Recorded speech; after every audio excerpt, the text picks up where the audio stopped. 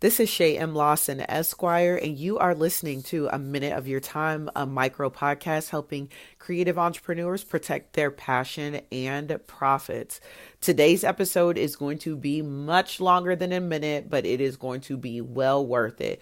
You are going to get an inside peek into one of my free legal consultations that I did at the A3C Music Festival and Conference this past October in Atlanta, Georgia. It was hosted by CD Baby at SAE Institute, and I sat down with creatives and answered their real life legal questions. So you definitely want to tune in. I'm sure you're going to have some similar questions, and I'll be back at the end for a little recap, but be sure to grab a notepad, pull up your iPhone notes, listen up. This is a minute of your time. I'm Sebastian Fletcher, a fashion designer from Indianapolis, Indiana. And I was just wondering about general contract information when writing one out, like legal clauses, like some simple ones, or just how I can get paid for what I'm worth, or telling people how much they owe me, like. So you're a clothing designer, or what kind of? Okay. Yeah. So. But also, so my goal is to have like a corporation where I'll be designing. I'll have clients for designing, I'll have clients for styling, and then I'll have clients for creative direction. Okay. Mm-hmm. All right. So I would say that every contract should have 5 basic things. The first thing is what the client is getting. But then the second thing is what the client is not getting or going to cost them extra, because people make a lot of assumptions about what they are going to get when they are getting a service from a creative, right? So if I ask you for a dress and I'm like, hey, could you make me a dress? I'm getting married. Like, could you make me a dress for my wedding? And you're like, yeah, absolutely. Well, does that include how many alterations does that include? Does that include beading? Does that include, shipping? Does that include getting it pressed? Does that include what does that include and what doesn't it include? So when I buy something from you, I need to know what I'm getting, what I'm not getting, where you're like, I just don't do blank. Yeah, where you're like, are you looking for pleating? I don't do that.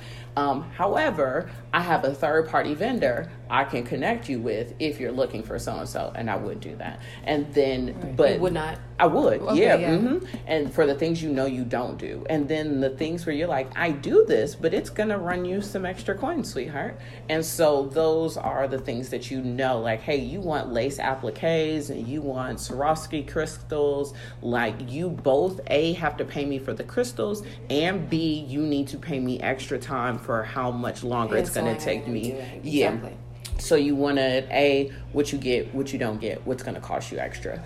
The fourth thing, which is a big lump sum, is you need to understand your work process from start to finish so that you can clearly tell your client what you need from them and when in order to effectively do your job.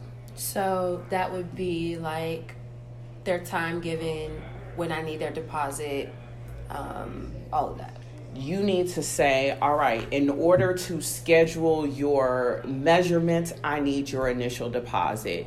Your measurement needs to take place no later than 4 weeks prior to your desired delivery date. So that's why I say you need to understand your process, because you need to understand, starting from the end, coming back to the beginning, how much time you need in order to actually do your job well. Okay. And so it's like, if it takes you 6 weeks to complete a design, then that means if somebody comes to you and tells you they have an event next month, either the answer is no, or I need a rush fee. So understanding your process will help you understand your legal, your contract clauses. So I need your deposit to get started. I need your measurement no later than 5 weeks prior to delivery day. When I, ask questions, I need a response. Customer must give a response no later than 48 to 24 hours after the response. Let's just say then they don't respond. You now need to tell them what happens when you don't follow directions. this is a clause, failure for client to comply with any of, designers, rules and requirements, whatever you want to call them, will result in a delay that designer is not responsible for. Designer is not responsible for delays in production or delivery at the fault of client. Like, you didn't give me what I needed in order to do this job on time. Exactly. And now they're mad at you, but you waited a whole week to respond back to me when I asked you, did you want green or purple? So those are things. And then the last thing that I think every contract should have, two more things, is when you will get paid and how. So to your point that we just made, like I won't even break out my measuring tape until this deposit is made. Like there will not be a first fitting until the second payment is made. Your final garment will be delivered upon final payment. So you need to understand when you will get paid and how you will get paid. So do you accept electronic payment? Do you only accept cash? Let people know up front how they can pay you and when you need to pay them. When they need to pay you and what will happen when you don't pay. So if it's like, if measurements will not begin until deposit is paid, dress will not move to final production until second payment is paid, client will not receive final product until final payment, and so the last point that I was going to say is that you need to have like your refund policy be very clear, refund return policy to be very clear, where if you're styling somebody and they don't like the way you end up styling them, well, sweetheart, I still spent my time and my energy and all of this, so there is no refund. Okay. Like inevitably, this is a creative process and we may not see eye to eye.